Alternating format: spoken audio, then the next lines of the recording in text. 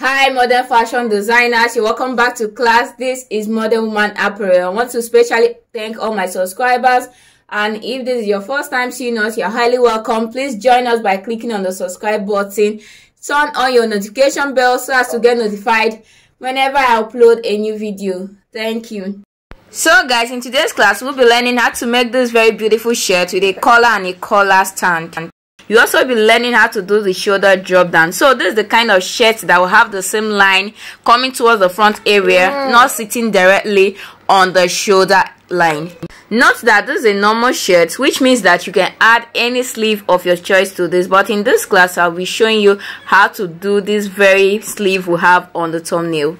Now we're going to begin by drafting out our pattern. So the measurement you need for this is your shoulder length, your shoulder to your bust point, your bust circumference, shoulder to waist, waist circumference, and shoulder to your shirt length and your circumference around the particular place you want the shirt length to stop. Or you can also make use of your hip measurement. So let's start with the tutorial of the day. So guys, we are starting with the front part, and I've gone ahead to rule the basic line. So this is my starting line here, and before this starting line here I gave a space of 3 inches. So this is the shoulder to the bust point, waist length. This is my shirt length plus my hemming allowance. After that, what I'll do now is to get the neckline. So for this measurement I'm using 3 by 3. 3 as the neck width and 3 as the neck depth. Now connect. After this, I'll get my shoulder measurement. So I'm working with a shoulder of 14 inches. I'll divide it by 2, which will give me 7 inches. So this is 7 inches. Then I'll come down here, making use of 1 inch for both the front and the back. I'm using 1 inch because I want the two shoulders to be equal because of the drop down that we'll do later. So from this 1 inch, I will do 7.5. This 7.5 is the bust circumference divided by 6 plus 1.5. So I'm working with a bust circumference of 36 divided by 6 plus 1.5 will give me 7.5. So, and if you want to get it from here, all you need to do is just to do your bust circumference divided by 6 plus 1.5 plus an additional 1 for this shoulder slope. It's all the same. Now I'll come to this point here and get the 7 inches that I did on the shoulder. So the same length I have here. Then I'll connect. After that, I'll connect to the shoulder slope. And here I will rule my chest line. So this is the chest line. Now what I will do next is to come here, go up by 3 inches. So for this, I'm going in by 0.5. You can do between 0.5 to 0.75. Before I connect this armhole curve, I'll come here. My bust circumference, the bust circumference I'm working with is 36 divided by 4 is 9 inches. I'll add 1.5 inches. So I'm using ½ inch for ease and 1 inch for joining. I also come to this waist line here. The waist I'm working with is 30 divided by 4 is 7.5. I'll add the 1.5. Remember, ½ inch. I'm using ½ inch for ease and 1 inch for joining. The same on this shirt length here. I'll get my hip measurement. So I'm working with a hip of 40 divided by 4 is 10, and I'll add 1.5 here. Now I'll connect. So for this, now what I'll do is, since I have gotten this here, I would have done that earlier, but it's still the same. So this is it here, and I'll connect to this point. So guys, this is basically it for the front. And for this, I'm not making use of a dart. I don't normally add that to my shirt, but if you are okay with having that, you can add your waist dart here. Like I said earlier, we'll be making a shoulder drop down here, but before I do that, I'll first of all add the seam allowances. So this is it. Remember, we have already added on this side here. So this is 1/2 inch for joining, 1/2 inch here and 1/2 inch here. Now before we do the shoulder drop down, I'll cut this out, make the back pattern before we do the shoulder drop down. So I'll cut this out, but before I cut, what I'll do is to fold in this part here.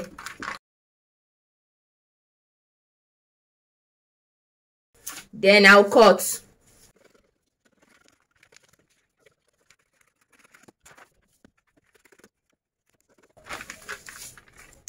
So this is it here. I'll just trim here out. So guys, we'll go over to the back pattern. So for the back pattern, this is it. I have gone ahead to rule the lines as usual. So this is the bust point here, though it's not really necessary for this because we are taking the measurement from the chest line. Now this is the starting line here. As you can see, I didn't leave any space before making those drawings here. I didn't leave a space like this. Now the reason for this space here is for the button overlap, the button allowance. That's the reason for this. And for the back, we are not making use of a zipper, no button, so we are cutting here on fold. This part here. Now I did 3 inches as the neck width for the front and 3 as the neck depth for the front, but for the back I'm doing 3 and 1. So this, the neck depth is 1 inch. So this is the bust point, the waistline, and the shirt length. My hemming allowance is also included. Now this is the shoulder measurement here, the shoulder measurement divided by 2, and I also came down by 1 inch for the shoulder slope, and from there I did my 7.5 inches for the armhole length. Now I will connect. So this is the chest line here. Now for the front I went up by 3 inches, but for the back I'm going to divide what I have here from this point to this point into 2.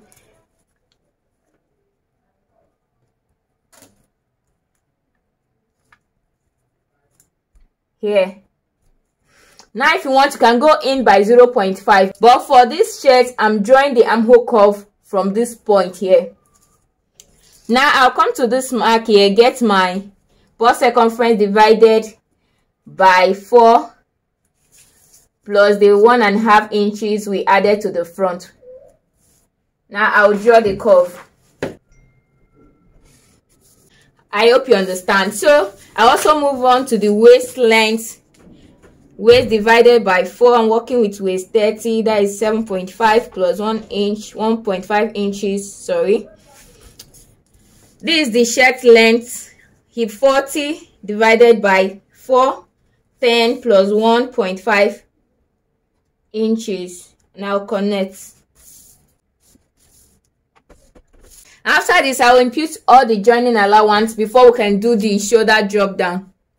So as you can see, this is the 1/2 inch on the neckline, shoulder, and the armhole area for joining. We have already added 1/2 inch to this side, and my length is already having the hemming allowance. Now I'll cut this out. After cutting, this is what I have. This is the front here, and this is the back. Now before we do the shoulder drop down, we're going to shape in the down part. If you want yours straight here, you don't need to shape in the side, but for me I want to have a little curve here, so I'll just go up here. I'll position these two well, arrange them properly in such a way that all the parts are meeting. Now I'll go up from here by 1.5 inches. From here I'll go up by 1.5 inches and I'll connect. This is it. So it's time to do the shoulder drop down. What I'll do now is to position this well like this. This is the back here and this is the front. So I'll turn it this way so that the two necklines can meet. So these are the two necklines. This is the neckline here. So I'll turn this part here. We are making the drop down from the front, not from the back. So I'll position it like this. Make the two shoulder lines to meet. Then I'll tape it down. After taping it down like this, on this front part here, I'll come down from this shoulder. Remember, this is the shoulder line here. I'll come down from there by 1.5 inches. 1.5 inches. Now connect like this. After that, I'll cut it out. So guys, this is it. As you can see, it's all so easy. This is the back and this is the front. So by the time we attach it together, this is how the back will be. So we'll no longer have the seam line on this shoulder here. We'll have the seam line on this part here. So this is how it will be. I hope you understand. Now what I'll do is to take this to my fabric and cut it out. Remember, we have added all the necessary seam allowance. So there's no allowance to be added to this because we added all the allowance before cutting this out. I hope you understand.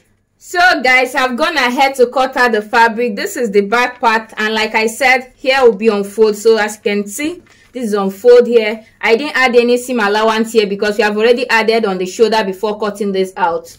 Now I'll keep this aside. This is the front. Yeah, the same thing. Now for this part, remember when I was cutting out the pattern, I folded it in.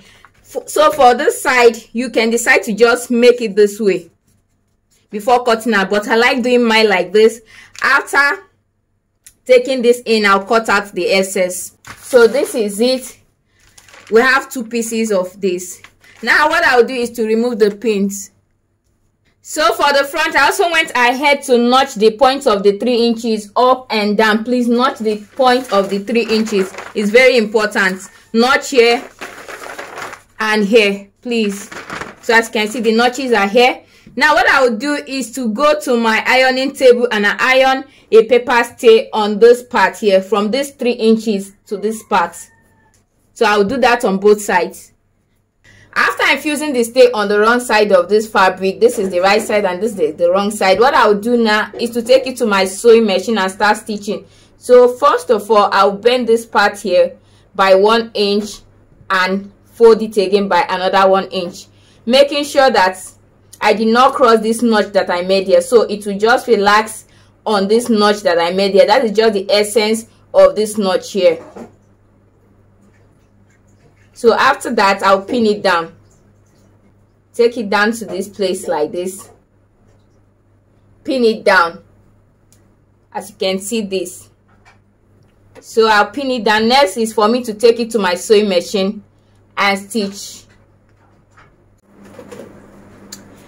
After stitching, this is what I have. So next is for me to just trim these parts. So trim off the excess on the neckline here. After that, bring the back part, lay it right side facing each other like this with the front, then stitch the shoulder. After I'm done stitching the shoulder, I will join the sides. After stitching the shoulder, you will notice that the front part is higher than the back. It's totally okay. What you need to do is to pull the front down, match the 2 armholes together, then start stitching the sides. After stitching the shoulder and the sides, this is what we have. As you can see, this is where the seam line is. Now what we are going to do next is to cut out the collar stand and the collar. So guys, to cut out the collar, what we need to do first is to measure this neck, so to know the measurement of this neck here. So I'll place my tape like this and measure. I have 18.5 inches. I have 18.5 inches, and the 18.5, because I'll be cutting these on fold, I will divide the 18.5 into 2, and that will give me 9.25. Now this will serve as the center back here. We are cutting both the collar stand and the collar together. After drafting, we separate them. So I will measure half of the 18.5, which is 9.25 here. Now this 9.25, I also get the midpoint of it here, and I'll make a mark there. So this is it here. This is 9.25. I'll rule a line. Now from this line here, I'm starting from this line, I'll go up by 0.75 here, and I'll connect to this point here.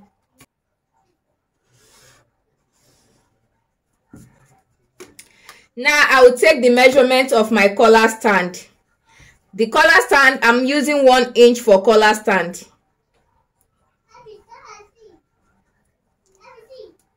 So this is the 1 inch here.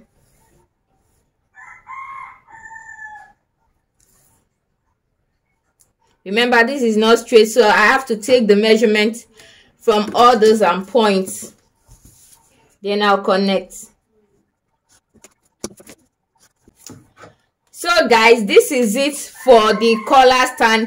What I'm going to do next is to draft the collar. Now to draft the collar, what I'll do first is to go in by 1 inch, because the collar is not supposed to get to the button allowance. So I'll go in by 1 inch, and from there I'll determine the length of my collar. So I'm making use of 2.5 inches. So this is 2.5 inches, 2.5 and 2.5.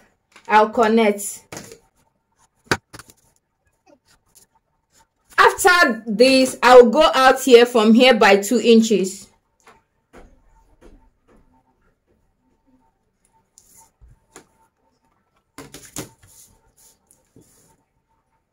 Now connect like this, and from here I'll connect to this point here.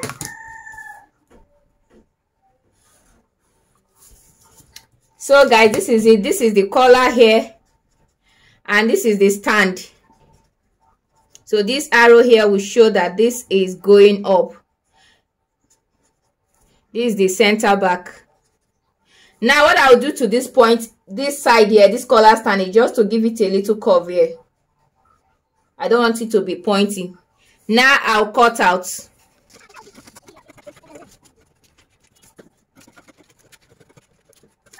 This is the collar stand here. We'll cut out the main collar. So this is the collar stand, and this is the collar. Next, we're going to transfer this to the fabric and add the necessary seam allowance. Now to cut this out, I'm going to place my fabric on bias. So this is how to place your fabric on bias. So when you place it, it will be like a triangular shape here. Now you trace, you position your pattern well.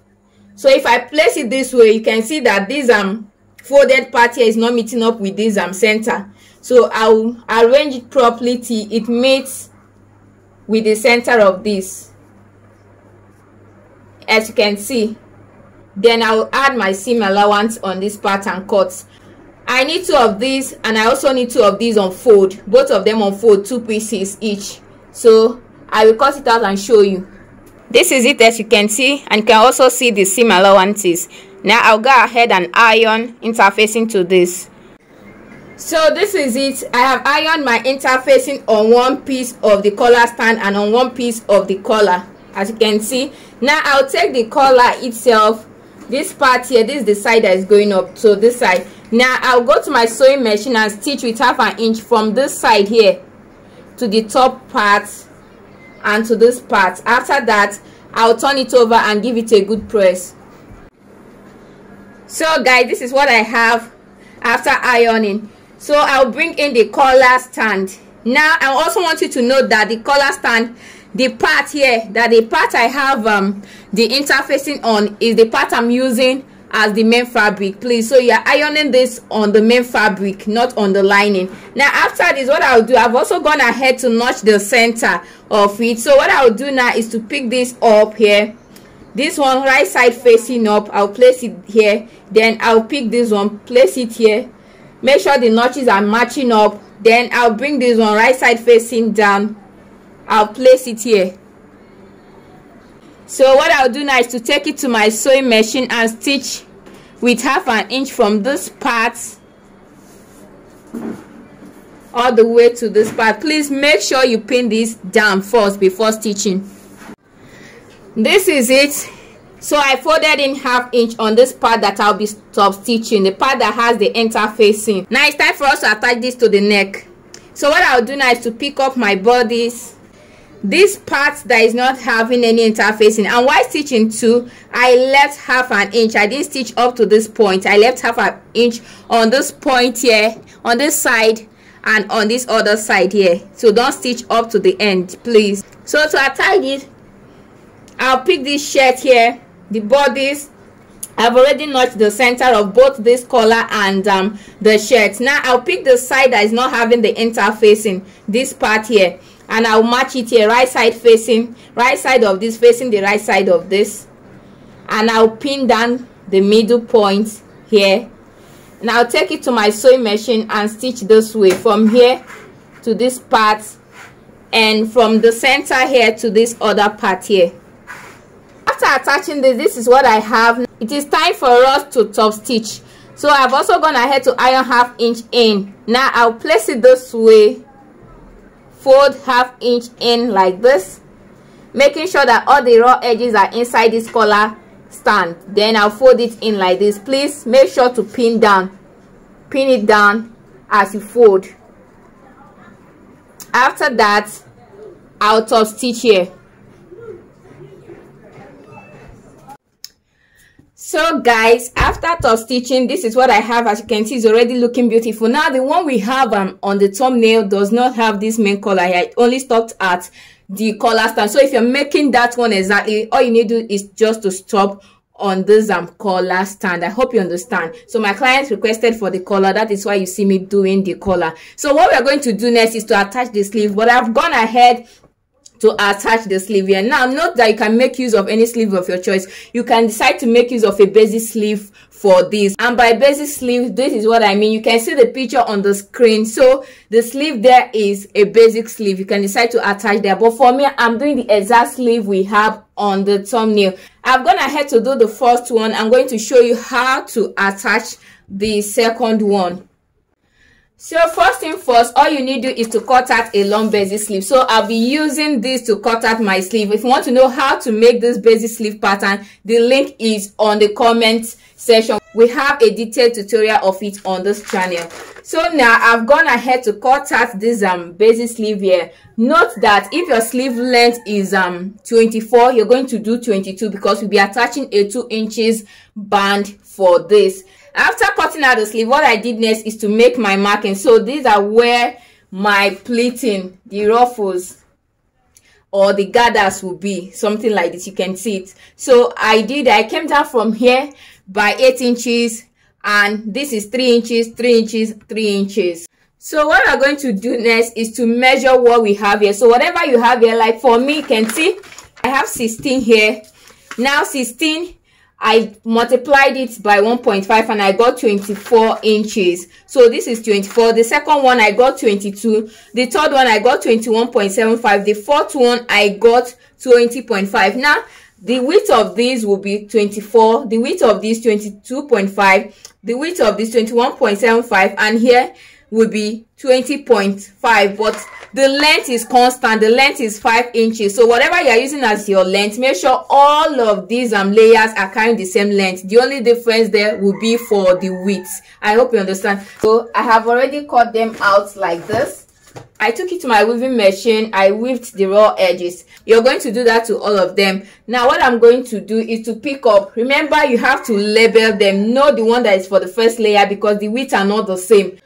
Now what I will do is to pick each one starting from the last layer.